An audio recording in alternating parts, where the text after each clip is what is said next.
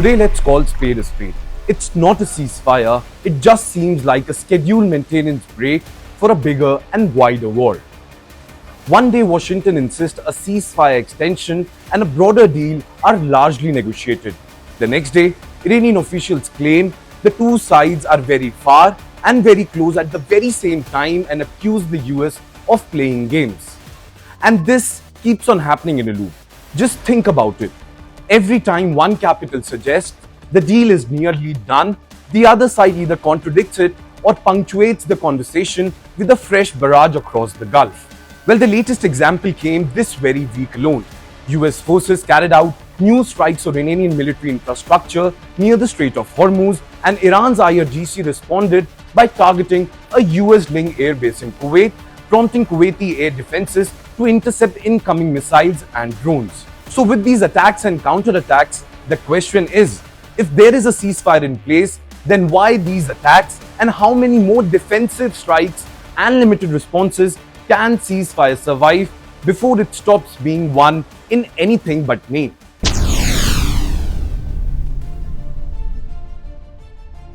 Well, the current ceasefire between the US and Iran has been formally and on paper in place since early April, but it has never looked truly stable. US officials describe their recent operations as defensive strikes aimed at Iranian assets they say threaten American troops and commercial shipping in and around the Strait of Hormuz. And according to US Central Command, American forces in recent days shot down multiple one-way attack drones launched by Iran and struck a ground control station in the port city of Bandar Abbas that was preparing to launch a drone as per the US claims. These actions, US officials argue, are meant to preserve the ceasefire rather than ending it, even as they acknowledge the risk of further escalation. Not only this, but Iran's Revolutionary Guard, for its part, framed the US operation near Bandar Abbas as pre-dawn aggression and vowed that any repeat would draw a more decisive response. Well, in other words, the ceasefire is officially still in force, but both militaries are trading blows while insisting they're trying to save it. And meanwhile, Gulf states watching from the sidelines have already labeled this phase of the confrontation the worst energy shock in decades and represented skirmishes in a choke point that carries a large share of the world's oil and gas, keeping markets on edge.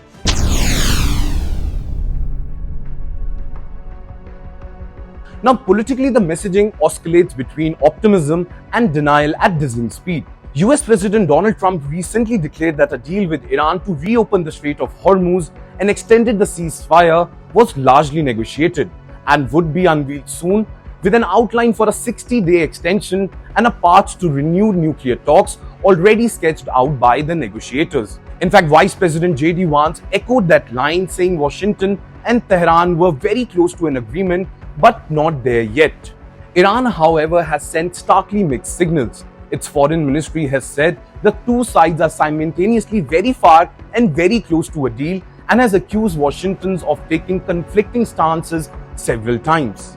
At moments when US officials suggest the text is effectively done and waiting for signatures, Iranian state media either downplays the progress, insisting that the Strait of Hormuz will remain firmly under Iranian control, or flatly denies that any real discussions with Washington are underway. And on the ground, Iran's lead negotiator Mohammad Bagher Ghalibaf has been even blunter, boasting that Tehran is extracting concessions not with talks but with missiles. Now, this very line neatly captures this entire cycle. US officials say that a memorandum of understanding is nearly ready, while Iranian commanders fire off drones and ballistic missiles to remind everyone that they still have leverage.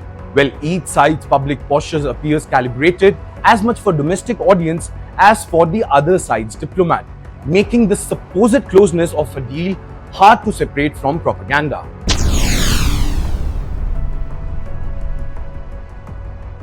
Now, a Gulf nation has once again found itself on the front line of a war it is not officially part of. Kuwait announced that its air defenses were intercepting incoming missiles and drones, even as both Washington and Tehran insist a ceasefire still exists, at least on paper. The Kuwaiti authorities did not name the attacker, but the timing left little doubt that the strikes were tied to the latest round of US-Iran confrontation in the Gulf. Well, over the weekend, the United States hit a series of military sites inside Iran, targeting radar installations, air defense systems, and drone control facilities after Iranian forces shot down a US MQ-1 Predator operating over what Washington says were international waters.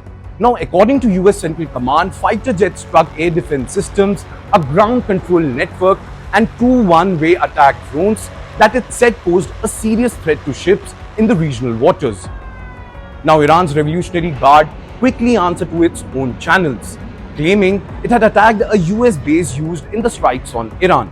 And the same Iranian statements framed these moves as part of a broader campaign to hit US military infrastructure across the region, even as Tehran continues to say it respects the basic outline of the ceasefire deal.